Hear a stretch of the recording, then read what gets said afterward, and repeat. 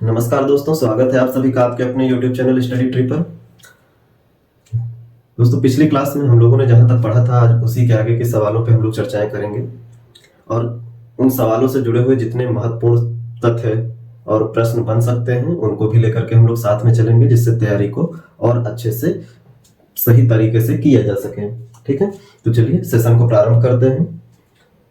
तो पिछले टर्म तक हम लोगों ने 6 सवाल की श्रृंखला कंप्लीट की थी। आज उसी के आगे हम लोग 7वें नंबर सवाल पे पहुंचते हैं और देखते हैं कि नेक्स्ट क्वेश्चन क्या है, और इसके आधार पे जो कंटेंट होगा वो हम लोग देखेंगे, जानेंगे, सीखेंगे। तो नेक्स्ट क्वेश्चन है कि किस प्रकार के रक्त समूह को सार्वभौमिक रक्तदाता कहा जाता है, यानी यूनिवर्सल ब्लड डोनर जो है वो किस प्रकार के ब्लड ग्रुप को कहा जाता है, इसके बारे में सवाल पूछा गया है। तो चलिए पहले ये समझते हैं कि ब्लड ग्रुप के टाइप कौन से होते हैं, ब्लड ग्रुप की खोज किसने करी थी, ये सारे तथ्यों पे पहले चर्चा कर लेते हैं और उसके बाद देखते हैं कि कौन सा ब्लड ग्रुप जो है वो सर्वदाता है और कौन सा सर्वग्राही है। ठीक है, तो देखिए, अगर हम लोग बात करें ब्लड ग्रुप की, जैसा कि पूछा गया है, तो हम लोग ब्लड ग्रुप को लेकर के कुछ बातें ध्यान रखनी है। ब्लड ग्रुप यानी रक्त समूह या रक्त वर्ग। अगर हम लोग ब्लड ग्रुप की बात करें, रक्त समूह की बात करें, तो वर्तमान समय में 4 प्रकार के मुख्य ब्लड ग्रुप की खोज की गई है। मुख्य रूप से 4 ब्लड ग्रुप हैं जो सामान्यतः सभी प्रकार के व्यक्तियों में देखने को मिल जाते हैं। इसके अलावा कुछ रेयर ब्लड ग्रुप भी हैं, ठीक है, लेकिन जो सामान्यतः सब में देखने को मिलते हैं वो ये 4 हैं और इन्हीं पे हम लोग चर्चा करेंगे। अब बात आती है कि सबसे पहले इन ब्लड ग्रुप के बारे में जानकारी किसने दी थी, किसने इनकी खोज करी थी। तो ब्लड ग्रुप की खोज सबसे पहले अगर बात की जाए किसने करी थी, तो नाम आता है कार्ल लैंडस्टीनर का। ठीक है, किसने करी थी रक्त समूह की खोज, तो कार्ल लैंडस्टीनर, इनके द्वारा सर्वप्रथम ब्लड ग्रुप की खोज करी गई थी।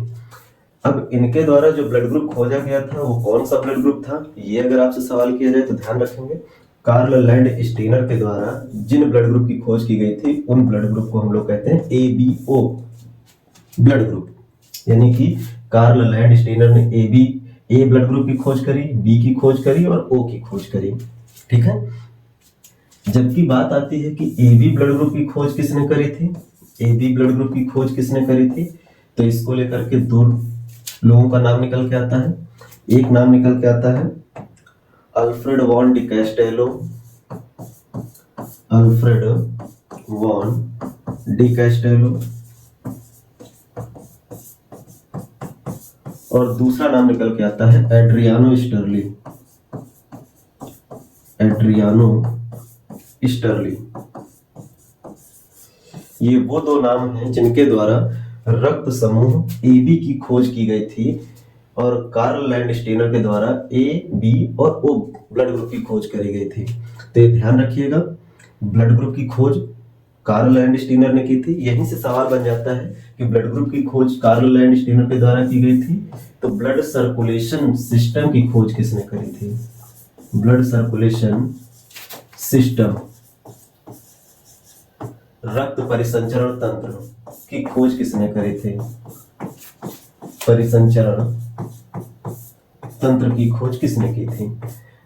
तो जब सवाल पूछा जाए रक्त परिसंचरण तंत्र की खोज किसने करी थी, तो आपको ध्यान रखना है इसकी खोज करी थी विलियम हार्वे ने। ठीक है, विलियम हार्वे ने। ठीक, तो रक्त परिसंचरण तंत्र, ब्लड सर्कुलेशन सिस्टम की खोज विलियम हार्वे ने की थी, जबकि ब्लड ग्रुप रक्त वर्ग की खोज कार्ल लैंडस्टीनर के द्वारा की गई थी और इन्होंने जिस ब्लड ग्रुप को खोजा था वो था A, B और O, जबकि AB ब्लड ग्रुप की खोज करी थी अल्फ्रेड वॉन डी कैस्टेलो और एड्रियानो स्टर्ली ने। ठीक है, उम्मीद है यहाँ तक आपको कोई दिक्कत नहीं होगी। अब मेन क्वेश्चन के अकॉर्डिंग हम लोग टॉपिक पे पढ़ते हैं। तो देखिए, जो रक्त समूह आपको बताए गए कौन से 4 प्रकार के आपको ब्लड ग्रुप बताए गए, A, B, AB और O। ठीक है, अब बात आती है कि ये ब्लड ग्रुप कैसे खोजे गए और किस प्रकार से इनका नाम रखा गया या नामकरण किया गया। तो देखिए, जो ब्लड ग्रुप है, इस ब्लड ग्रुप को जिसके आधार पे एक नाम दिया गया, ग्रुपिंग की गई इनकी, वो थे एक विशेष प्रकार की प्रोटीन जो रक्त में पाई जाती है, जिसे हम लोग एंटीजन या प्रतिजन कहेंगे। इसके आधार पर ही ब्लड ग्रुप के नामकरण किए गए। अब कैसे किया गया तो ध्यान देंगे। जब खोजकर्ता जिन्होंने खोजा ब्लड ग्रुप, उन्होंने ब्लड में एक विशेष प्रकार के एंटीजन प्रोटीन को देखा, जो कि इस तरह से दिखाई पड़ा। उसको उन्होंने नाम दिया ए, और जिस भी ब्लड में आरबीसी की सेल्स में ऐसे स्ट्रक्चर देखने को मिले उसको ए ब्लड ग्रुप कह दिया। यानी जिसमें एंटीजन ए था टाइप, उसे ब्लड ग्रुप ए कह दिया। और जिसमें ऐसा स्ट्रक्चर देखने को मिला, इस तरह से स्ट्रक्चर देखने को मिला, उसे नाम बोला गया बी। और ऐसा जिसमें भी देखने को मिला, जिस भी आरबीसी सेल में देखने को मिला, उसको ब्लड ग्रुप नाम दे दिया गया बी। अगर कहा जाए तो इस तरीके से आपको संरचना देखने को मिली, ऐसे ब्लड की संरचना, और इस तरीके से अगर देखने को मिला तो ए ब्लड ग्रुप कहलाया। ठीक है। वहीं पर बी की बात करें तो ध्यान देंगे, बी की बात करें तो बी में ऐसे स्ट्रक्चर देखने को मिले,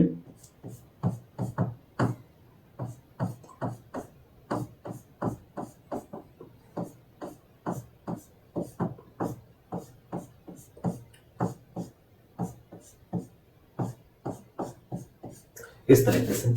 तो ऐसे स्ट्रक्चर सेल के ऊपर दिखाई पड़े तो इसको बी एंटीजन बोला गया, और बी एंटीजन जिस ब्लड में पाया गया उस ब्लड ग्रुप को बी नाम दे दिया गया। और कुछ ऐसे भी सेल मिले, कुछ ऐसे भी सेल्स मिले ब्लड के, जिसमें दोनों प्रकार के एंटीजन देखने को मिले, दोनों प्रकार के एंटीजन, ए भी दिखाई दिया और बी भी दिखाई दिया। ठीक है। इस तरीके से ए भी दिखा, बी भी दिखा।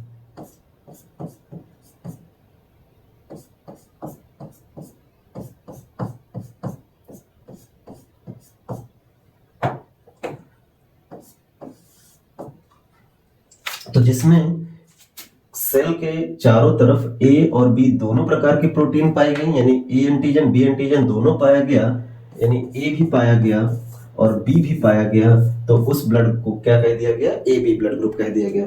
लेकिन कुछ ऐसे भी सेल्स थे, कुछ ऐसे भी सेल थे जिनमें प्रोटीन की कोई संरचना ही नहीं थी, यानी इन पर किसी भी प्रकार के विशेष प्रोटीन की संरचना नहीं थी, ये खाली थे। और इसी को बोल दिया गया, इसी को कह दिया गया कि इसमें कोई एंटीजन नहीं मौजूद है, यानी नल है, शून्य है। और इसी आधार पर ब्लड ग्रुप जो चौथा निकल के आया वो ओ ब्लड ग्रुप बना।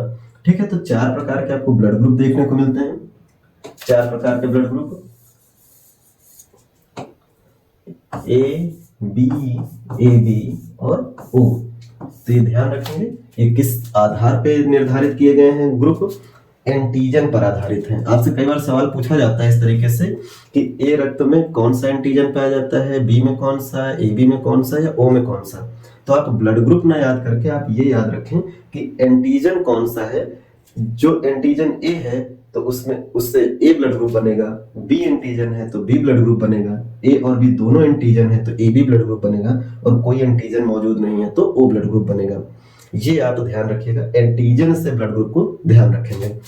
अब दूसरी बात कि रक्त में एक प्रोटीन संरचना ये है एंटीजन, जो दूसरी प्रोटीन जो डब्ल्यूबीसी संरचना से प्रोटीन बनी, जिसे लिम्फोसाइट कोशिकाओं ने मिलकर के बनाया, वो था एंटीबॉडीज, जो शरीर में रोगों से लड़ने का काम करती है, एंटीबॉडीज। ठीक है। इसे हम लोग कहते हैं प्रतिरक्षी। हम लोगों के शरीर में रोगों से सुरक्षा प्रदान करने के लिए ये कोशिकाएं होती हैं, ये संरचनाएं पाई जाती हैं कोशिका के ऊपर ही। ठीक है। प्रोटीन संरचना होती है जिसका निर्माण लिम्फोसाइट कोशिकाओं के द्वारा किया जाता है, डब्ल्यूबीसी कोशिकाएं होती हैं। अब ध्यान रखेंगे कि एंटीजन ए जिसमें है उससे ब्लड ग्रुप ए बना, बी जिसमें है बी ब्लड ग्रुप बना, ए बी दोनों है तो ए बी ब्लड ग्रुप, और कोई एंटीजन नहीं तो ओ ब्लड ग्रुप। यहाँ जस्ट एंटीजन का अपोजिट एंटीबॉडी होता है। अगर एंटीजन ए है तो यहाँ पर जो एंटीबॉडी पाया जाएगा वो होगा बी, अपोजिट। एंटीजन क्या था, ए, तो एंटीबॉडी बी हो जाएगा। एंटीजन बी है तो एंटीबॉडी ए हो जाएगा। अगर एंटीजन ए और बी दोनों मौजूद हैं तो यहाँ पर कोई भी एंटीबॉडी नहीं बनेगा, जबकि यहाँ कोई एंटीजन नहीं है इसलिए यहाँ पर एंटीबॉडी ए भी हो जाएगा और एंटीबॉडी बी भी बन जाएगा। क्योंकि यहाँ कोई एंटीजन नहीं है इसलिए यहाँ दोनों एंटीबॉडी पाए जाएंगे। यहाँ दोनों एंटीजन मौजूद हैं इसलिए कोई एंटीबॉडी नहीं है। यहाँ बी है तो यहाँ ए है, यहाँ ए है तो यहाँ बी है। ये आपको ध्यान रखनी है। अगर ये बात आप समझ गए तो आप ब्लड ग्रुप को सीख जाएंगे।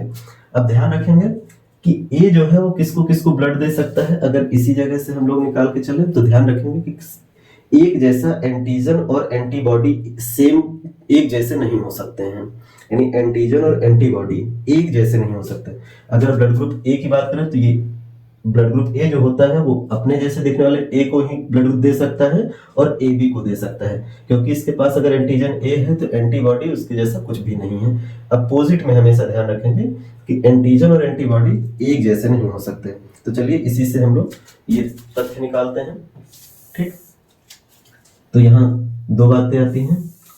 एक आता है डोनर ग्रुप, डोनर यानी दाता वर्ग, और एक होता है रिसीवर, रिसीवर यानी कि ग्राही वर्ग। ठीक है, एक दाता वर्ग और एक ग्राही वर्ग। अब वो दाता वर्ग जो है A blood group, B blood group, A B blood group और ओ ब्लड ग्रुप है।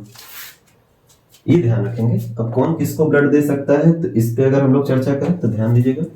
ए जो होता है ये किसको किसको देगा, तो ए जो देता है वो ए को देगा और ए बी को blood group, A B blood group को ब्लड देगा। जबकि बी जो है वो बी को देगा और ए बी को देगा। ए बी जो है वो किसी को नहीं, केवल अपने ही ब्लड ग्रुप को देगा। जबकि ओ जो है वो ए को भी देगा, बी को भी देगा, ए बी को भी देगा और अपने जैसे ग्रुप वाले को तो देगा ही देगा। तो देखिए ओ जो है वो सबको ब्लड दे रहा है, तो ये क्या हो जाएगा, अगर ओ की बात करें इस जगह से तो ओ ब्लड ग्रुप सबको रक्त दे रहा है, तो इसे हम लोग कहेंगे सर्वदाता, सर्वदाता यानी कि यूनिवर्सल डोनर, यूनिवर्सल डोनर। जबकि ए बी आप देख रहे हैं हर जगह से ग्रहण कर रहा है, ए से भी ले रहा है, बी से भी ले रहा है, अपने से तो ले ही रहा है, ओ से भी ले रहा है। तो जो ए बी ब्लड ग्रुप है वो सभी से रिसीव कर रहा है, इसीलिए इसको हम लोग बोल देंगे, ए बी ब्लड ग्रुप को हम लोग बोल देंगे सर्वग्राही, सबसे ग्रहण कर रहा है। तो ए बी क्या हो जाएगा, इसको अलग कर देते हैं। तो ए बी ब्लड ग्रुप को हम क्या लिख सकते हैं कि ये क्या है, सर्वग्राही है, सर्वग्राही, यूनिवर्सल रिसीवर, यूनिवर्सल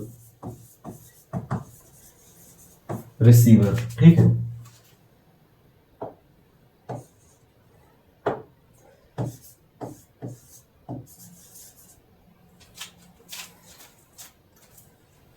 तो ये आप ध्यान रखिएगा। अब लेकिन इतने से ही सवाल नहीं बनता है कि सर्वदाता ओ को कहेंगे और सर्वग्राही ए बी को कहेंगे।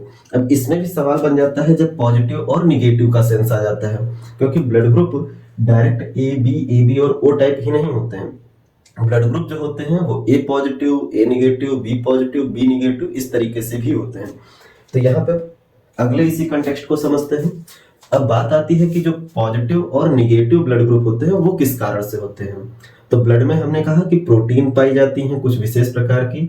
अगर ए प्रकार की प्रोटीन है तो ब्लड ग्रुप ए होगा, जिसे हम एंटीजन कहेंगे। अगर एंटीजन ए है तो ब्लड ग्रुप ए बनेगा, बी है तो ब्लड ग्रुप बी बनेगा। एंटीजन ए और बी दोनों मौजूद हैं तो ए बी ब्लड ग्रुप बनेगा, और कोई भी एंटीजन नहीं है तो ओ ब्लड ग्रुप बनेगा। और जो एंटीजन पाया जाता है किसी ब्लड में उसके विपरीत में ही एंटीबॉडी बनता है। यानी अगर एंटीजन ए है तो ब्लड ग्रुप ए में एंटीबॉडी क्या होगा, बी होगा।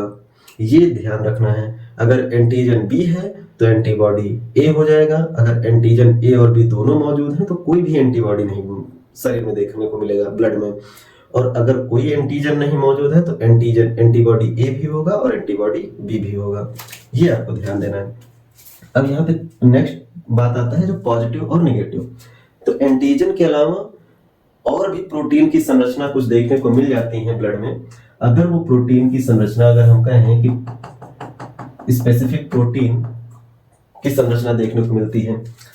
अब यहाँ पर दो तरीके से कोशिका, मान लीजिए हमने ब्लड ग्रुप ए को ही बनाया है, इसमें एंटीजन दिखाया है ए, ठीक है, एंटीजन ए टाइप, हमने दो तरह का सेल बना दिया, ये ब्लड सेल्स हैं, ठीक है, ब्लड सेल्स हैं, दोनों सेम दिख रहे हैं, लेकिन एक में क्या अंतर है कि एक के अंदर कुछ एक्स्ट्रा में संरचना देखने को मिल रही है, फीलिंग देखने को मिल रही है।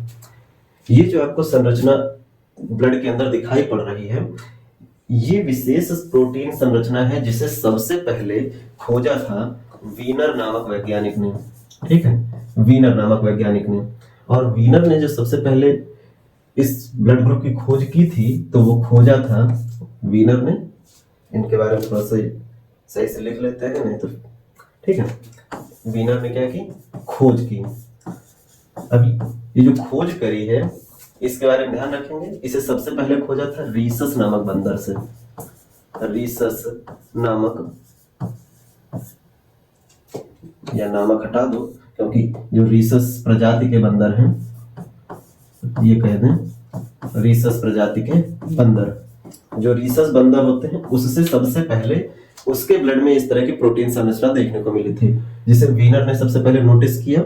और वीनर के द्वारा सबसे पहले नोटिस किया गया जिस बंदर से, बंदर कौन सी प्रजाति के थे, रीसस, तो इन्हीं रीसस से जो स्पेलिंग है उसका RH जो लेटर है वो उठा लिया गया और कहा गया कि जिसके भी ब्लड ग्रुप में बंदर के समान जो प्रोटीन संरचना है वो अगर पाई जाती है, तो वो, अगर हम कहें कि ये ऐसी संरचना पाई जाती है तो वो पॉजिटिव यानी RH पॉजिटिव माना जाएगा, और जिसके रक्त में बंदर के समान वो प्रोटीन नहीं पाई जाती है तो उसका ब्लड ग्रुप निगेटिव माना जाएगा, ठीक है। इसी रीसस बंदर के बिहाफ पे बोला गया। तो रीसस बंदर की जो ब्लड सेल्स हैं उसमें विशेष प्रोटीन संरचना, उसी संरचना को RH फैक्टर बोला गया है, ठीक है, RH फैक्टर या RH कारक कह देते हैं इसी को, RH कारक। और जिसके भी ब्लड ग्रुप में अगर ये फैक्टर पाया जाता है तो वो पॉजिटिव, और जिसके ब्लड ग्रुप में नहीं पाया जाता वो निगेटिव कहलाया। अब ऐसा करते ही जो ब्लड ग्रुप है वो, अब जो 4 प्रकार के ब्लड ग्रुप आप देख रहे हैं, हर एक 2 प्रकार की कोशिकाओं में बट गए, क्योंकि किसी में पाया गया और किसी में नहीं पाया गया। तो ध्यान रखेंगे इस तरीके से जो ए रक्त वर्ग है इसके भी 2 टाइप बन गए, एक बन गया वो जिसमें RH कारक पाया गया उसे ए पॉजिटिव कहा गया, और एक बन गया वो जिसमें RH कारक नहीं पाया गया यानी ए निगेटिव। ऐसे ही बी का बी पॉजिटिव बन गया और बी निगेटिव बन गया, AB का AB पॉजिटिव बन गया और AB निगेटिव बन गया, O का O पॉजिटिव बन गया और O निगेटिव बन गया। तो जो ब्लड ग्रुप के ये जो टाइप बने पॉजिटिव और निगेटिव किस आधार पे बने, जो रीसस बंदर के अंदर पाई जाने वाली जो रक्त में स्पेशल प्रोटीन है वो जिसके भी ब्लड में पाया गया उसको पॉजिटिव ब्लड ग्रुप बोला गया, और जिसमें नहीं पाया गया उसको निगेटिव ब्लड ग्रुप बोला गया। अब यहाँ एक बात और नोटिस करके चलेंगे जिससे कि आप क्लियर रखें बात को। बात ये आती है कि जो RH पॉजिटिव ब्लड ग्रुप रखते हैं, RH पॉजिटिव ब्लड ग्रुप रखते हैं, ऐसे लोग RH निगेटिव ब्लड ग्रुप यानी जिसमें ये प्रोटीन नहीं पाई जाती है उसको अपना ब्लड नहीं दे सकते, उनको अपना ब्लड नहीं दे सकते। पॉजिटिव वाले निगेटिव को ब्लड नहीं दे सकते, कारण ये है कि इनमें विशेष प्रोटीन है पॉजिटिव रक्त वर्ग वालों के अंदर, और निगेटिव ब्लड वालों के अंदर कोई स्पेशल प्रोटीन नहीं है। तो जब भी ब्लड डोनेट करेंगे तो बाहर से एक जो प्रोटीन आएगी उसको, जिसके शरीर में पहले से प्रोटीन नहीं मौजूद है, उसका शरीर बाहर से आने वाला कोई एंटीजन समझेगा, प्रतिजन समझेगा, जिससे कि वो लड़ने का प्रयास करेगा, और लड़ने के प्रयास में जो आए हुए एंटीजन हैं बाहर से, मतलब कि जो पॉजिटिव RH कारक हैं, जो प्रोटीन संरचना है, उनसे लड़ने के प्रयास में उनको कोआगुलेट कर देगा, चिपका लेगा, और ब्लड के कोआगुलेट होने से ब्लड के थक्का बनना शुरू हो जाएंगे नसों के अंदर, कैपिलरीज के अंदर, और ऐसी कंडीशन आते ही ब्लॉकेज क्रिएट होगा और जो व्यक्ति जिसको ये ब्लड दिया जाएगा उसका शरीर उस ब्लड को सही से कैरी नहीं कर पाएगा, ब्लॉकेज क्रिएट करेगा और व्यक्ति की मृत्यु हो जाएगी। तो इसीलिए जो पॉजिटिव ब्लड ग्रुप है उसको निगेटिव ब्लड ग्रुप वालों को नहीं दिया जा सकता। लेकिन वहीं पर अगर कहा जाए जिसके शरीर में कोई प्रोटीन नहीं है, कोई स्पेशल प्रोटीन है ही नहीं, ठीक है, यानी RH निगेटिव, वो अपना ब्लड RH पॉजिटिव को बड़े आराम से दे सकता है, बड़े आराम से, क्योंकि जो पॉजिटिव ब्लड ग्रुप वाला है उसमें तो विशेष प्रोटीन है ही, तो जिसमें नहीं है, कुछ भी नहीं है, वो तो आराम से दे लेगा। ठीक है, तो ये बात ध्यान रखिएगा कि RH पॉजिटिव ब्लड ग्रुप जिसका होता है वो RH निगेटिव को अपना ब्लड नहीं दे सकते हैं, जबकि RH निगेटिव जो होते हैं वो अपना ब्लड डोनेट कर सकते हैं RH पॉजिटिव को। ठीक है, तो यहाँ पर कह सकते हैं ब्लड नहीं दे सकते, और यहां पे कह सकते हैं ब्लड दे सकते हैं, ब्लड दे सकते हैं। ठीक है, अब इस कंडीशन के आधार पे अब देखते हैं जो मेन आता है एक चार्ट बना करके कैसे ब्लड डोनेट करेंगे और कौन किसको दे पाएगा। यहाँ पे अगर आप ये सीख गए तो आप ब्लड ग्रुप बहुत आराम से सीख जाएंगे। तो देखिए, कॉलम अगर हम बनाएं तो एक तरफ हम लोग दाता वर्ग को लिख लेते हैं, इस साइड अगर हम ऐसे करें, इधर की तरफ ये है दाता वर्ग जो डोनेट करेंगे। ठीक है, दाता वर्ग कितने बनेंगे? 8, क्योंकि 4 ब्लड ग्रुप थे, A, B, AB और O, हर एक के कितने टाइप बनेंगे? 2। तो A पॉजिटिव, A निगेटिव, ठीक है, B positive, B negative, AB positive, AB negative, O positive और O निगेटिव। ये 4 ब्लड ग्रुप बने, 8 ब्लड ग्रुप बने 4 से। ऊपर आ जाएगा ग्राही वर्ग, ठीक है, जो ग्रहण करेंगे ब्लड को।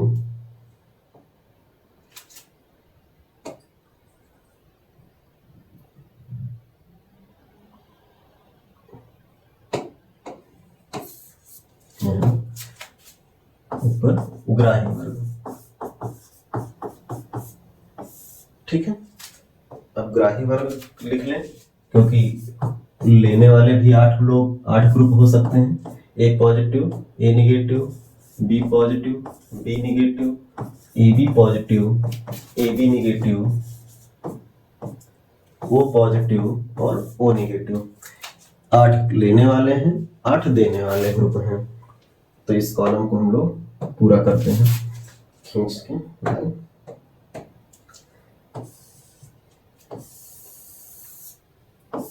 ठीक है,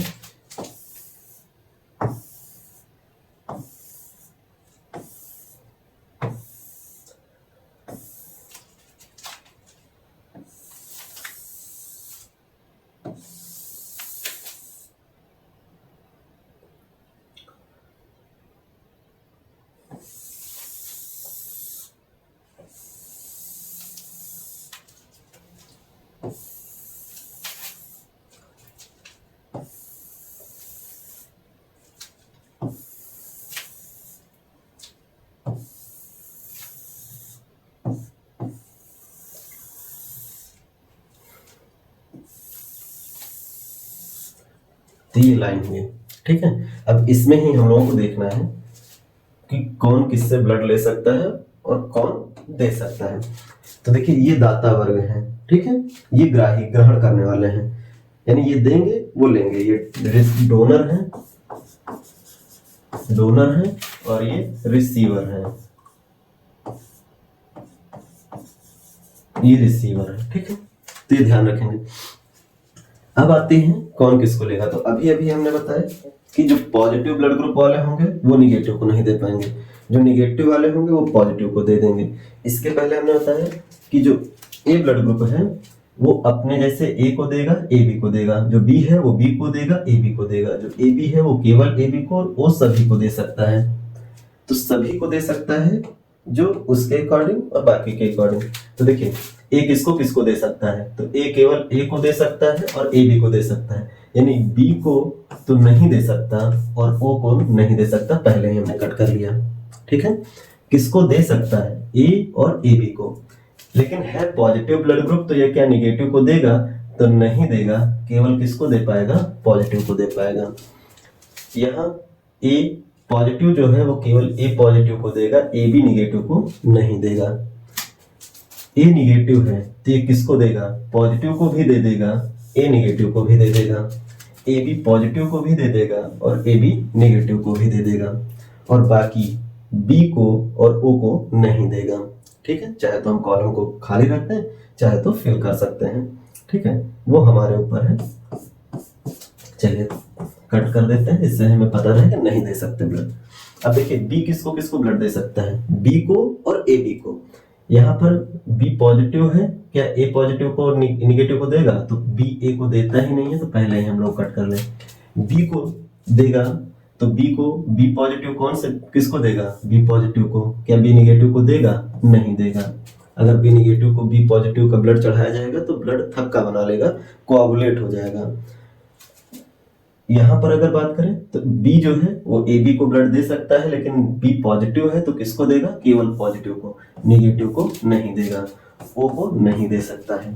ठीक है, बी निगेटिव जो है ए को नहीं देगा, लेकिन बी को देगा तो बी में बी पॉजिटिव को भी दे सकता है, निगेटिव को भी दे सकता है, क्योंकि निगेटिव वाला पॉजिटिव को भी ब्लड दे सकता है, अभी बताया था। यहाँ पर ए बी पॉजिटिव को भी देगा, निगेटिव को भी देगा, लेकिन ओ को कोई ब्लड नहीं देगा। अब ए बी पॉजिटिव किसको ब्लड देता है, केवल ए बी को देता है, यानी ए बी ब्लड ग्रुप केवल ए बी को ब्लड दे सकता है, तो केवल ए बी को दे सकता है। लेकिन यहाँ ध्यान रखेंगे पॉजिटिव है तो ए बी में भी किसको देगा, केवल पॉजिटिव को देगा, निगेटिव को नहीं देगा। तो इस तरीके से बाकी के कॉलम खाली हो जाते हैं। ठीक है, ए बी निगेटिव जो है वो ए बी पॉजिटिव को भी दे देगा, ए बी निगेटिव को भी दे देगा, यहां से बाकी किसी को ब्लड नहीं दे पाएगा। अब ओ किसको ब्लड देता है, ओ सबको ब्लड देता है, लेकिन यहाँ पर ओ पॉजिटिव है तो ओ पॉजिटिव किसको ब्लड देगा, केवल पॉजिटिव वाले को देगा, यानी ए पॉजिटिव को देगा लेकिन ए निगेटिव को नहीं देगा, बी पॉजिटिव को देगा, बी निगेटिव को नहीं देगा, ए बी पॉजिटिव को देगा, निगेटिव को नहीं देगा, ओ पॉजिटिव को देगा लेकिन ओ निगेटिव को नहीं देगा। जबकि ओ निगेटिव जो है वो A positive, A negative, B positive, B negative, A B positive, A B negative, O positive और ओ निगेटिव सबको एक तरफ से ब्लड देगा, क्योंकि ओ का लक्षण है कि ये सभी को ब्लड डोनेट करता है। तो ये एक चार्ट इस तरीके से कंप्लीट होता है, चाहे तो आप स्क्रीनशॉट लेकर के देख सकते हैं, सीख सकते हैं इससे। अब यहाँ से आप एक बात नोटिस कर रहे होंगे कि जो ओ निगेटिव है, ओ निगेटिव ये इसने क्या किया है, सबको ब्लड दिया है, एक तरफ से सभी को ब्लड दिया है। ये दाता है और दाता ने सबको एक तरफ से रक्त दिया है, तो दाता में भी सबको ब्लड किसने डोनेट किया है, ओ निगेटिव ने। वहां हम लोगों ने पढ़ा तो सर्वदाता ब्लड ग्रुप कौन सा है, ओ, लेकिन ओ में भी सर्वदाता कौन है, ओ निगेटिव, क्योंकि ओ निगेटिव सबको ब्लड देता है, ओ पॉजिटिव नहीं देता। ठीक है, तो ओ निगेटिव सबको ब्लड दे रहा है, इसलिए सर्वदाता अगर बोला जाए, यूनिवर्सल डोनर बोला जाए, तो वो कौन सा ब्लड ग्रुप बनेगा, ओ निगेटिव बनेगा। ठीक है, सर्वदाता ओ निगेटिव बनेगा, ये ध्यान रखेंगे। अब इधर की लाइन में अगर आप नोटिस करेंगे आप सब, तो ए बी पॉजिटिव जो है वो एक तरफ से सभी से ब्लड ले रहा है, ये रिसीवर है, ग्राही है, और ग्राही ग्रहण करने वालों में ए बी पॉजिटिव सबसे ब्लड ले रहा है, कोई भी हो सभी से ब्लड ले रहा है। तो इसी को हम लोग क्या बोल देंगे, ए बी पॉजिटिव को हम लोग कहेंगे सर्वग्राही। ठीक है, सर्वग्राही बोलेंगे, यूनिवर्सल रिसीवर बोलेंगे। पॉजिटिव निगेटिव का फैक्टर नहीं आएगा तो ए बी जो है वो सर्वग्राही है और वो जो है सर्वदाता। लेकिन अगर पॉजिटिव और निगेटिव का फैक्टर बन जाए तो ए बी पॉजिटिव सर्वग्राही है और ओ निगेटिव सर्वदाता है। ये बात इस कॉलम से आप ध्यान रखेंगे। तो इस तरीके से जो सवाल पूछा गया है, अगर हम लोग वहां पे लौटे, सवाल तक आए, तो सवाल है किस प्रकार के रक्त समूह को सार्वभौमिक रक्तदाता कहा जाता है। तो यहां से आप तथ्य निकाल सकते हैं, सर्वदाता, सर्वदाता universal donor O blood group को कहेंगे या फिर ओ निगेटिव को कहेंगे। ठीक है, यानी ओ निगेटिव सर्वदाता है क्योंकि ये सबको ब्लड देता है, ओ में भी ओ निगेटिव। ठीक, वहीं पर अगर यही सवाल कह देता सर्वग्राही किसको कहा जाएगा, यूनिवर्सल रिसीवर किसको कहा जाएगा, तो ये बनता है ब्लड ग्रुप ए बी जो सबसे ब्लड लेता है। लेकिन ए बी में भी कौन सबसे लेता है, तो ए बी पॉजिटिव सबसे ब्लड लेता है। तो ये पूरा इस सवाल को लेकर के केस था जो हम लोगों ने समझा। ठीक है, खोज वगैरह से सारी बात हम लोगों ने कर ली। ये जो प्रोटीन की संरचना है इसको लेकर के यहाँ पर हम लोग देखें तो ये आपको देखने को मिल जाता है। जैसे देखिए ब्लड ग्रुप जो ए है इसमें एंटीजन, ये जो ए एंटीजन है इस टाइप से यहाँ पर आपको देखने को मिल रहा है। जो बी है ब्लड ग्रुप बी, इसमें ये जो बी वाले एंटीजन हैं वो आपको ब्लड में देखने को मिल रहे हैं, आरबीसी के अंदर दिखाई पड़ते हैं ये सारे। और जो ए बी ब्लड ग्रुप है उसमें एंटीजन ए भी मौजूद है और एंटीजन बी भी मौजूद है, दोनों आपको देखने को मिल रहे हैं। और जो ओ है इसमें कोई एंटीजन नहीं है, देखिए ये पूरा खाली क्षेत्र है ऊपर का, कोई एंटीजन नहीं है, तो ये नल हो जाता है। बाकी सब ए बी और ओ बन जाते हैं। और ये किस पर आधारित है, तो एंटीजन पर आधारित है। यानी अगर आपसे सवाल किया जाए रक्त समूह किस पर आधारित होता है या किसके कारण निर्धारित किया जाता है, तो एंटीजन के कारण निर्धारित किया जाता है, एंटीजन पे आधारित होता है। अब इसमें एंटीजन ए है। अब देखिए जो एंटीबॉडी की संरचना है वो इस तरीके से दिखाई पड़ रही है बी की, और जो एंटीबॉडी ए है वो आपको दिखाई पड़ रहा है ये ऐसे।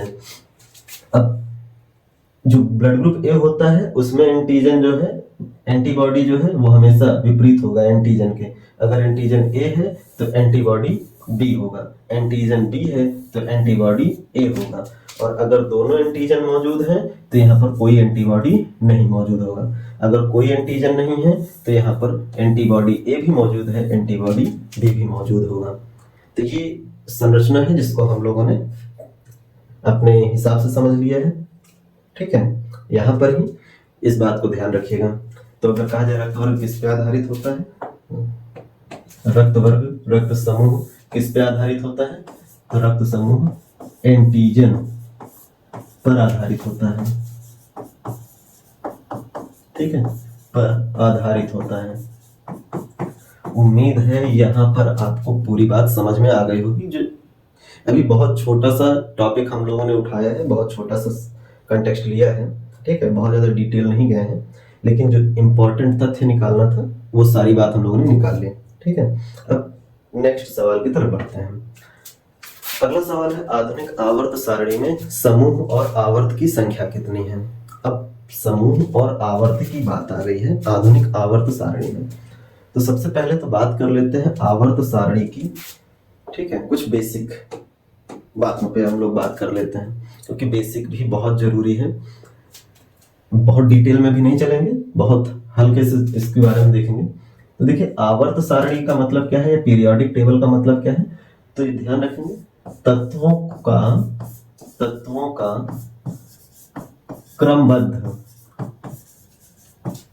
क्रमबद्ध समूह, यानी तत्वों को जब क्रम से लगाया गया तो जो समूह बना उसी समूह को क्या बोला गया, आवर्त सारणी बना।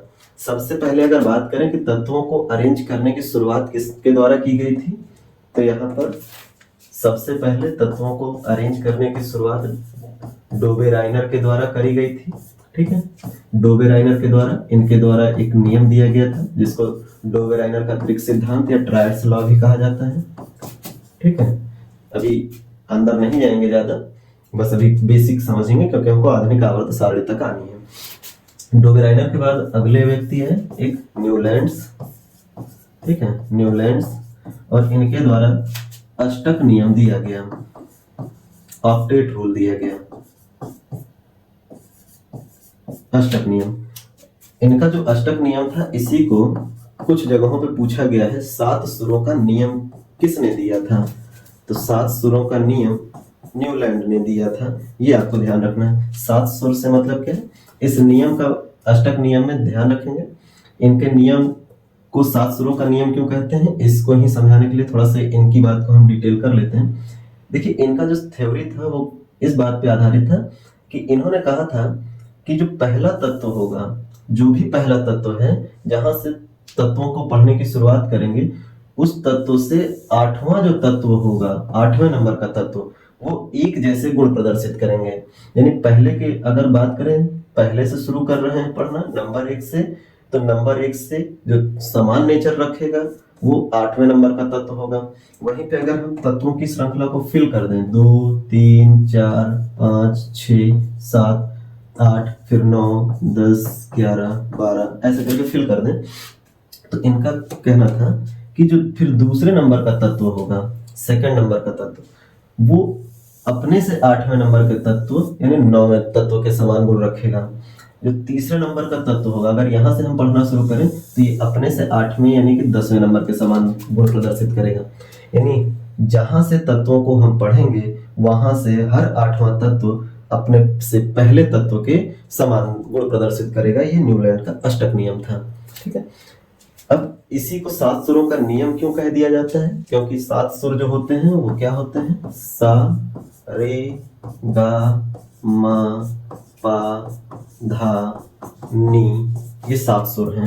ठीक है, अगर आप इनको देखें तो सा रे गा मा पा धा नी, ये 7 सुर जिनसे संगीत बनता है। लेकिन नी के बाद फिर से जो 8वां लय आता है वो फिर से पहले के समान हो जाता है। ठीक है, यानी नी के बाद फिर सा आता है और फिर सा के बाद जो अगला सुर आता है वो रे हो जाता है, यानी कि रे के समान फिर से 8वां हो गया। फिर रे के बाद गा आता है जो गा के समान हो जाता है। तो इस तरीके से श्रृंखला ये खत्म ही नहीं होती है, चलती रहती है, जिसमें समानताएं बनी रहती हैं। यानी पहले के जैसे 8वें नंबर पे आपको समानता दिखाई पड़ रही है, एक जैसे कैरेक्टर। तो यही बात न्यूलैंड ने अपने नियम में दिया, इसीलिए इनके नियम को 7 सुरों का नियम कह दिया गया।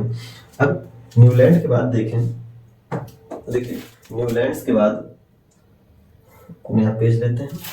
न्यूलैंड के बाद अगर हम लोग बात करें तो तीसरे नंबर पे वैज्ञानिक आते हैं जिनके द्वारा आवर्त सारणी पहली बार कह सकते हैं कि आवर्त और वर्ग के रूप में बनाई गई थी, और वो थे मेंडलीफ।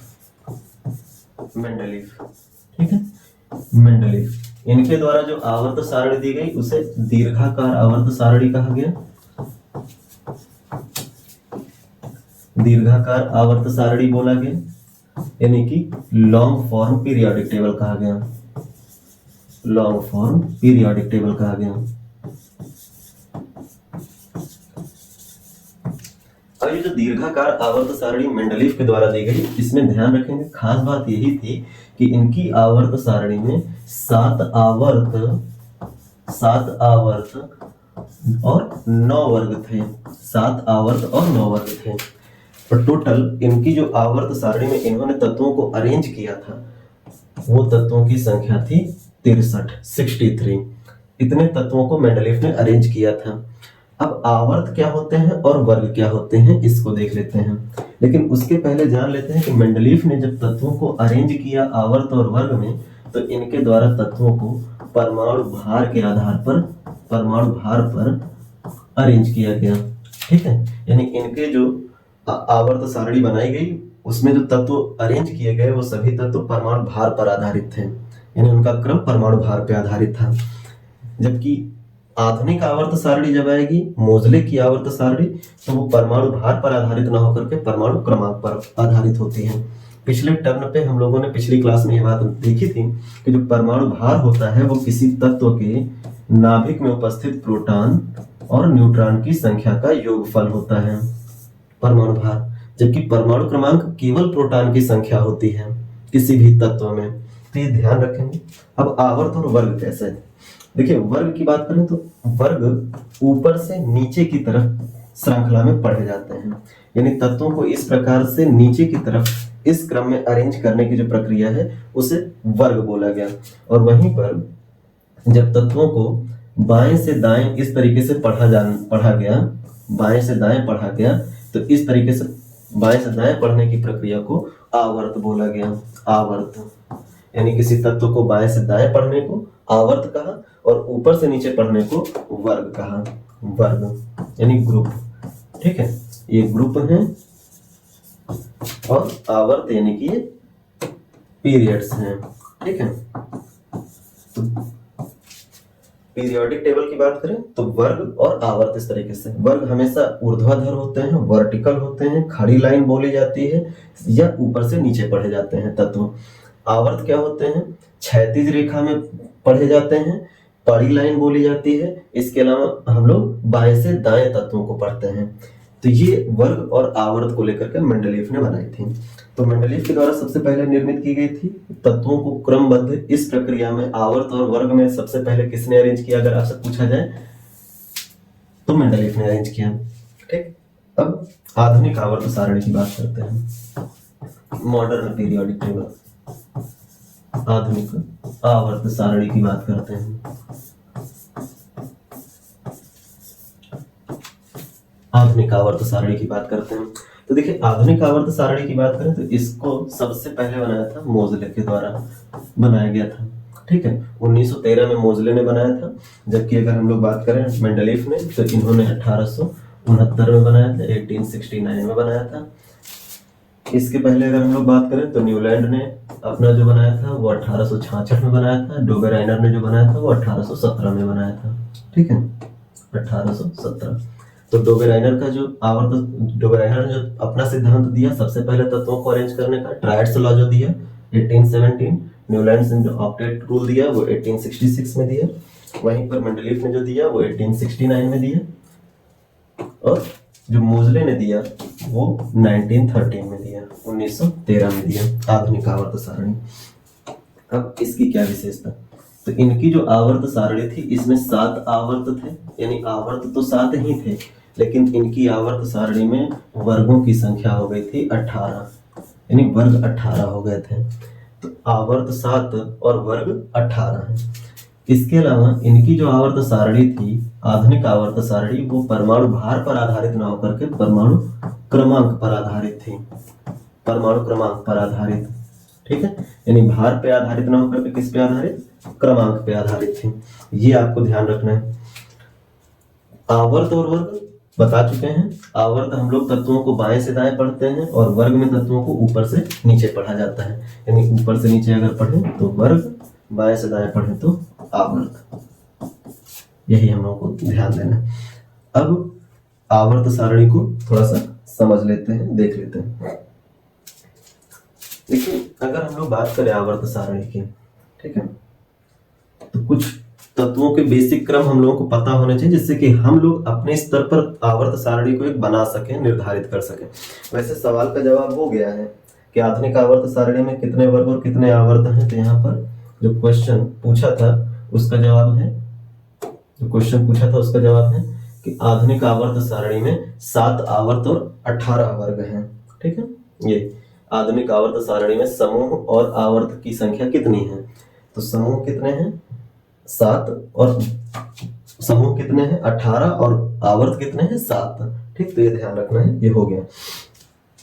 लेकिन हम लोगों को जो थोड़ा सा पीरियोडिक टेबल के बारे में और थोड़ा सा समझ लेना है, जिससे कि दिक्कत ना आए। ठीक है, समझने के लिए तो देखिए, पीरियोडिक टेबल समझने से पहले हम लोगों को कुछ बेसिक तत्व 1 से 10 तक की गिनती के आने चाहिए। उसके आगे हम लोग पूरा कर लेते हैं। ठीक है, जब भी हम लोग पढ़ते हैं कोई ना कोई तरीका या ट्रिक लगा करके हम लोग कर ही लेते हैं। तो वर्ग 1 अगर हम लोग लिखें,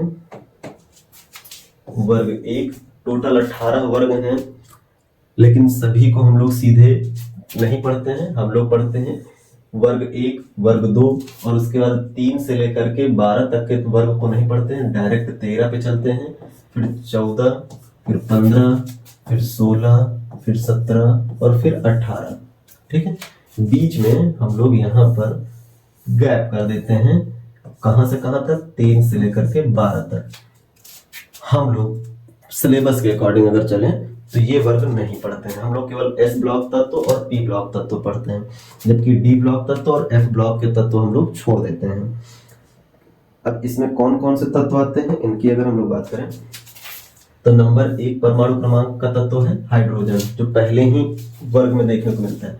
उसके बाद 18वें वर्ग में देखने को मिलेगा दूसरे नंबर का तत्व होगा हीलियम। फिर तीसरे नंबर का तत्व है लिथियम, फिर बेरिलियम, फिर आता है बोरॉन, फिर कार्बन, फिर नाइट्रोजन, फिर ऑक्सीजन, फिर फ्लोरीन, फिर नियॉन। ये अगर आप एक बार भर ले गए तो इसके बाद आप ट्रिक से ही तत्वों को भरते हैं हमेशा। ठीक है, हाइड्रोजन क्रमांक 1 है, हीलियम क्रमांक 2 है, लिथियम 3, बेरिलियम 4, फिर 5, 6, 7, 8, 9, 10। अब हम क्रमांक याद करने के लिए क्यों कह रहे हैं कि आपको 10 तक याद होना चाहिए, जिससे कि आप सही जगह पर तत्वों को भर पाए, आप बता पाए कि कौन वर्ग 15 का तत्व है। तो 15 के वर्ग के तत्व बताने के लिए आप ट्रिक तभी लगा पाएंगे जब आप 15 नंबर पे कौन सा तत्व आएगा, कौन सी लाइन शुरू होगी, वो आप कर पाए। ठीक है, अदरवाइज नहीं हो पाएगा। इसी को अगर हम लोग बात करें तो इसी को लिखा जाता है यहाँ पे, अगर हम सीधे लिखें तो ये फर्स्ट, सेकंड, ठीक है, ये थर्ड है, ये फोर्थ है, ये फिफ्थ है, ये सिक्स्थ है, सेवेंथ है और 8 ऐसे भी लिखा जाता है। 8वां कारण क्या है कि जो यहाँ पे वर्ग और वर्ग लिखे गए हैं 18 वर्ग ए और बी में लिखे जाते हैं। यहाँ पर first A, second A, third A, fourth A, fifth A, six A, 7 A, 8 A है। जबकि यहाँ बीच में जो आता है वो first B, second B, third B, fourth B, fifth B ऐसे करके 8 बी तक यहाँ कंप्लीट होता है। यानी बी वाली जो सीरीज है वो यहाँ कंप्लीट होती है। 1B, 2B रोमन की कैटेगरी की जब बात आती है तो इस तरीके से बात करते हैं। जबकि अगर एक लाइन से पढ़ा जाए तो 1, 2, 3, 4 तो यहाँ 3 से लेके 12 तक पढ़े जाते हैं। अब बढ़ते हैं, आप लोग कोई ना कोई ट्रिक हर किसी का अपना होता है, या ज्यादातर लोगों ने जो ट्रिक पढ़ी होंगी हम उसी की बात कर लेते हैं। आप कहीं से भी देख रहे हो यही सबसे ज्यादा आपने सुना होगा। जैसे पहली लाइन की अगर हम लोग बात करें तो इस लाइन को भरने के लिए जो ट्रिक लगाई जाती है वो कौन सी है, तो हेलिना की रब से फरियाद, है ना, ये ट्रिक सबसे ज्यादा आजमाई जाती है इस लाइन को फिल करने के। सेकंड वाले को तो यहाँ पर बेटा मांगे कार स्कूटर बाप राजी, ये आप लोग पढ़ते हैं, है ना। कई खुराफाती दिमाग के भी होते हैं, वो यहाँ पर बेटा मांगे कन्या सुंदर बोल देते हैं, बाप राजी हो जाता है। ऐसे भी पढ़ने वाले लोग हैं, तो आपके ऊपर डिपेंड करता है खुराफात से पढ़ना है या कैसे पढ़ना है। ये वाली लाइन की बात करें तो यहाँ पे भरने के लिए बैगन, आलू, गाजर, इन थैला, ठीक है, थैला, ये आप करते हैं।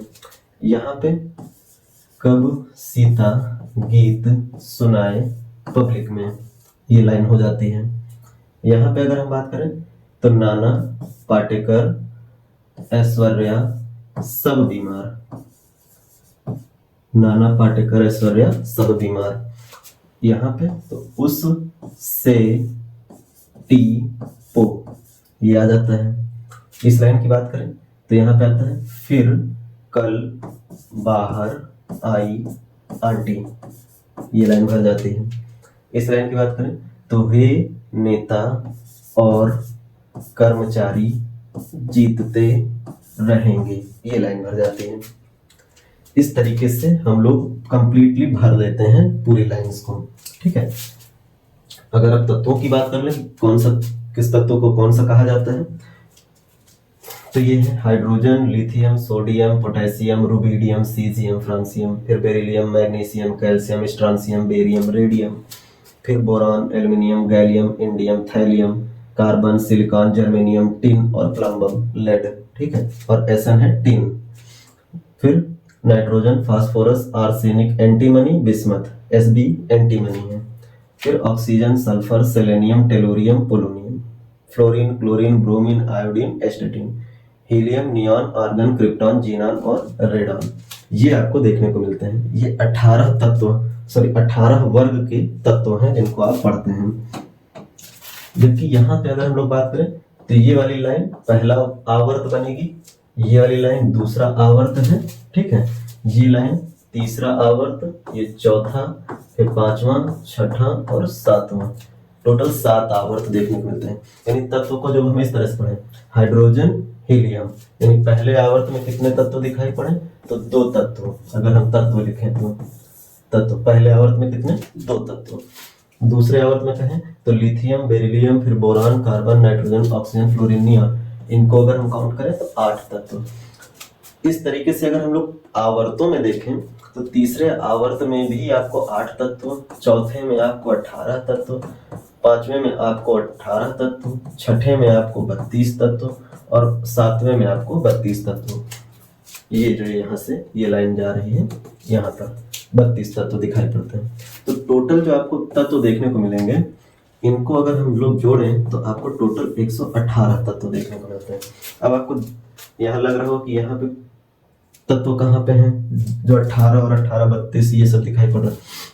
तो देखिए यहाँ पे अगर हम लोग बात करें तो पहली लाइन में 2, दूसरी लाइन में 8, तीसरी लाइन में 8 ही तत्व हैं, लेकिन 3 से लेकर 12 तक का ग्रुप है वो यहाँ पे भरा हुआ है इस जगह पे, उसका कॉलम बना हुआ है 3 से 12 तक का। तो यहाँ पे टोटल 8 आपको दिख रहे हैं, 1 2 3 4 5 6 7 8, यानी कि 8 अगर यहाँ पे पहले से लिखे हैं तो 10 तत्व कहाँ पे लिखे होंगे, कहाँ पे होंगे, इस बीच में होंगे, ठीक है, क्योंकि 10 ही कॉलम है तो 10 तत्व यहाँ पे होंगे, 10 तत्व यहाँ पे होंगे। लेकिन यहाँ पे अगर बात की जाए तो यहाँ 8 लिखे हैं, जगह तो 10 ही है भाई, पहले से कितने हैं, 1 2 3 4 5 6 7 8, 8 लिखे हैं, और यहाँ है जगह कितनी, 10 तत्व की जगह यहाँ पे है। तो यहाँ पे जब 14 तत्व बच जाते हैं, क्योंकि अगर हम लोग 8 ये निकाल दें और 10 ये निकाल दें, 18 इस लाइन में होने कितने चाहिए, 32, ठीक है, इस लाइन में होने कितने चाहिए, 32, जबकि निकाल रहे हैं 8 + 10 18, बच कितने रहे हैं, 14।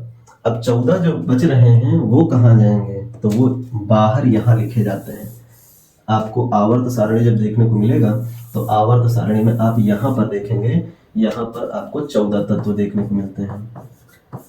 अब यहाँ जो 14 तत्व देखने को मिलेंगे उनका क्रमांक अगर देखा जाए इस जगह पे, वैसे यहाँ पे टोटल इस, अगर हम लोग कहें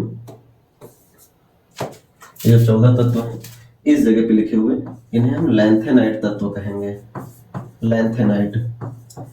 तो यहाँ जो तत्व लिखे जाते हैं इस जगह पे आपको जो तत्व लिखे गए हैं, इनका अगर परमाणु क्रमांक देखा जाए तो यहाँ पर बाहर जो लिखे गए हैं, यहाँ वो 58 से शुरू होकर के 71 पे खत्म होता है।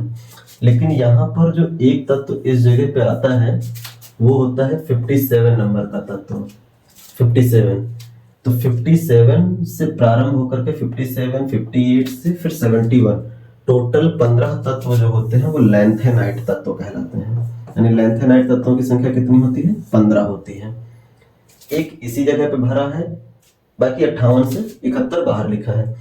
कई जगह पे पीरियोडिक टेबल ऐसा भी मिलेगा जहां पे यहाँ पूरा 57 से उठा करके 71 तक के बाहर लिखा मिलेगा, और कुछ पीरियोडिक टेबल आपको ऐसे भी मिलेंगे जहां 57 वहीं पे लिखा रहता है, 58 से बाहर लिखा जाता है।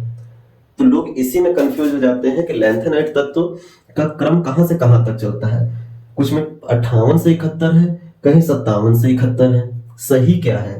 तो आपको ध्यान रखना है, लैंथेनाइट तत्व परमाणु क्रमांक 57 से लेकर 71 तक के तत्व कुल लैंथेनाइट हैं, यानी टोटल 15 तत्व लैंथेनाइट तत्व हैं। लेकिन बाहर जो कॉलम लिखा गया है उन कॉलम में तत्व कितने हैं, 14, और यहाँ का एक तत्व कहाँ रखा है, उसी सीरीज में रखा है।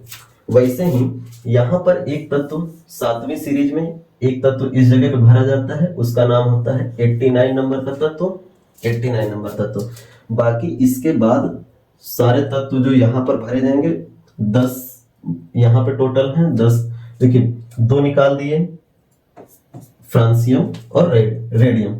अगर इनको अगर हम उधर कर दें तो बचे इधर कितने, टोटल भर सकते हैं इस लाइन में 32, 2 निकाल दिए हैं, टोटल यहाँ कितने भर सकते हैं, 30। अब 30 भर सकते हैं तो यहाँ पे जगह कितनी है, 30 भरने की, तो 30 यहाँ टोटल भरे जाते हैं, ये पूरे 30 भरे जाते हैं। लेकिन क्या 30 पूरे इसमें भर पाएंगे, अगर जगह देखी जाए तो नहीं भर सकते, क्योंकि इस जगह पर 6 तत्व भर पाएंगे और इस जगह पे हम लोग 10 तत्व भर पाएंगे, और यहाँ 2 भरे हुए हैं, तो 6 10 और 2 फिर से कितने हुए, 18। यानी इस लाइन को मिलाएं तो ये 18 तत्व ही इसमें भर पाएंगे।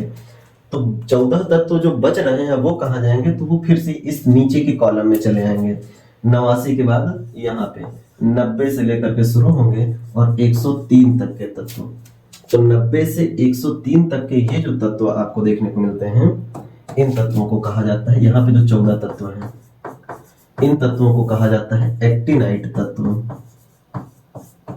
एक्टिनाइट, ठीक, एक्टिनाइट तत्व। तो एक्टिनाइट तत्वों की बात करें तो बाहर का कॉलम है 90 से लेके 103, और लैंथेनाइट तत्वों का कॉलम है 58 से 71। लेकिन ध्यान रखेंगे, अगर पूछा जाए कि एक्टिनाइट के कुल तत्व कितने हैं, एक्टिनाइट के कुल तत्व कितने हैं, तो आप बताओगे 15, 14 यहाँ पे लिखे गए हैं और 89 यहाँ पे हैं। तो एक्टिनाइट तत्व शुरू कहाँ से होते हैं, 89 89 से शुरू होकर 103 तक चलते हैं, और लैंथेनाइट के तत्व 57 से शुरू होकर के 71 तक चलते हैं। तो कंफ्यूजन नहीं होना चाहिए। बाहर के कॉलम में 14 14 तत्व हैं, कहीं कहीं 15 15 लिखे जाते हैं और कहीं कहीं ये इसी जगह भर दिए जाते हैं। आपको ध्यान रखना है 57 से 71 ही लैंथेनाइट हैं और 89 से 103 ही एक्टिनाइट हैं। ठीक है, इसमें गलती नहीं करिएगा बिल्कुल नहीं। कई जगहों पे ऐसा भी देखने को मिलता है कि टीचर खुद ही इस तरह से पढ़ा देते हैं, कहीं पर 58 से 71 कहेंगे नहीं ये जो है ये सही है, और कई जगह पे कुछ लोग पढ़ा देते हैं 57 से 71, लेकिन वो डिफाइन नहीं कर पाते कि सही क्या है। कई बार एक दूसरे को ही गलत ठहरा देते हैं कि नहीं वो गलत है तो वो गलत है। लेकिन ध्यान रखेंगे लैंथेनाइट में यहाँ एक तत्व भर देते हैं तो यहाँ पर 58 से सीरीज शुरू होती है, लेकिन यहीं पे अगर 57 और ये वाला हिस्सा नहीं भरते हैं तो ये 90 और 57 से ना शुरू होकर के यहाँ वो 58 से शुरू ना होकर के 57 से शुरू होगा, 90 से शुरू ना होकर 89 से शुरू होगा। जब यहाँ पे 57 और 89 नहीं भरेंगे, तो अगर वहां भर दिए हैं 57 89 तो यहाँ 58 और 90 से प्रारंभ होगा। बस ये अंतर है। तो टोटल लैंथेनाइट में 15 तत्व हैं, टोटल एक्टिनाइट में 15 तत्व हैं। जबकि यहाँ अगर सीरीज की बात करें तो 14 14 तत्व भरे जाते हैं, बाकी 18 तत्व छठी लाइन में यहाँ और 18 तत्व यहाँ भर देंगे। तो इस तरीके से टोटल अगर तत्वों की बात की जाए तो टोटल तत्व आपको देखने को मिल जाते हैं कितने, टोटल तत्व 118। ये सीरीज है। अब इसमें थोड़ा सा बेसिक अगर जान लें तो ये पहली लाइन जो है इसको हम लोग कहते हैं क्षारीय धातु में, ठीक है। दूसरी जो लाइन है उसको क्षारीय मृदा धातु यानी basic metals, basic earth metals. जबकि यहाँ पे अगर हम लोग बात करें तो ये लास्ट लाइन जो है इसी को हम लोग कहते हैं शून्य वर्ग के तत्व, शून्य वर्ग के तत्व, अक्रिय, निष्क्रिय, इनर्ट गैसें, नोबेल गैस, ये सारी चीजें इन्हीं को कहा जाता है। अक्रिय गैस, निष्क्रिय गैस, नोबेल गैस सब कुछ बोला जाता है। ये जो 17 नंबर लाइन है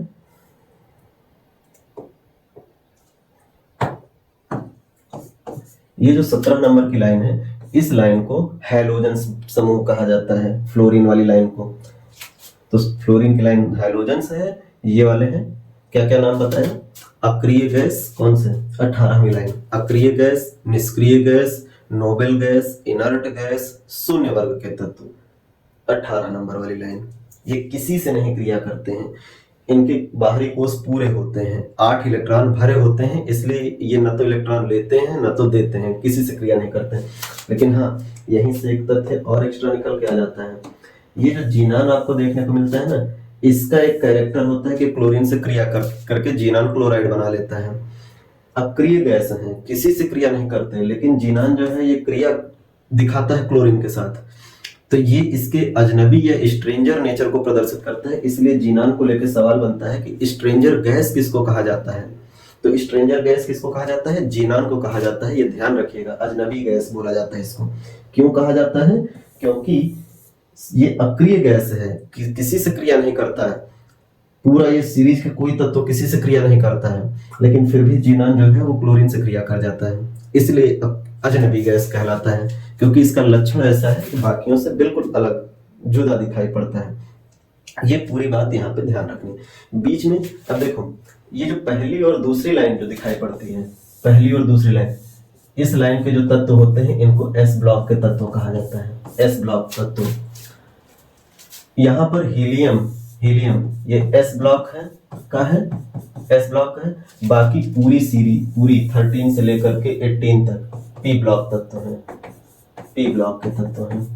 जबकि यहाँ पर जो भरी गई है 3 से 12 में ये पूरे के पूरे डी ब्लॉक तत्व होते हैं, डी ब्लॉक के तत्व। और जो लैंथेनाइट और एक्टिनाइट हैं ये एफ ब्लॉक के तत्व हैं। ब्लॉक से क्या मतलब है कि इन तत्वों में इलेक्ट्रॉन जो हैं अंतिम रूप से जिस बाहरी कोष में भरे जाते हैं, पहली और दूसरी लाइन के तत्वों में वो एस ब्लॉक होता है, यानी एस वाला सेल होता है जिसमें अंतिम रूप से इलेक्ट्रॉन आते हैं। इस वाली लाइन की बात करें तो इसमें अंतिम रूप से इलेक्ट्रॉन पी वाले सेल में भरते हैं, इसलिए ये पी ब्लॉक के तत्व हैं। यहाँ पर जो इलेक्ट्रॉन अंतिम रूप से भरते हैं वो डी सेल में भरते हैं, इसलिए ये डी ब्लॉक के तत्व हैं। इन तत्वों में इलेक्ट्रॉन अंतिम रूप से F सेल में भरते हैं, इसलिए F ब्लॉक के तत्व हैं। इसी को अगर हम लोग पीरियोडिक टेबल में देखें तो ये देखिए ऐसे पीरियोडिक टेबल है। ये है पहली लाइन, ठीक है। दूसरी लाइन फिर 3 से लेकर के 13, ठीक है, सॉरी 3 से लेकर के 12, 3 से 12 ये आपको यहाँ देखने को मिलेगा। ये आवर्त 1 है, 2 है, 3 है, 4 है, 5 है, 6 है और 7 है, ठीक। तो 3 से 12 आपको यहाँ दिखाई पड़ेगा। देखो चौथी लाइन से प्रारंभ हुआ है भरा जाना। यहाँ हमने बनाया है कौन सी लाइन से, चौथी लाइन से भरा जाना, 3 से 12 तक के तत्व, ठीक है। इसके अलावा पहली लाइन, दूसरी लाइन, फिर 13 से 18 तक के तत्व हम लोग पढ़ते कहाँ तक है, इस लाइन तक, ठीक है, यहाँ तक, इसके ऊपर। और यहाँ पे पढ़ते कहाँ तक है, लास्ट यहाँ तक पूरा। ये जो है बाकी ये हिस्सा इसको हम लोग नहीं पढ़ते हैं। यहाँ पर जो नीचे का हिस्सा है इस हिस्से को भी हम लोग नहीं पढ़ते हैं, ठीक है। जो हिस्सा ऊपर का है केवल उतने को ही हम लोग पढ़ लेते हैं। अब समझते हैं मेन बात, क्या पढ़ा है क्या नहीं पढ़ा है वो तो अलग बात है।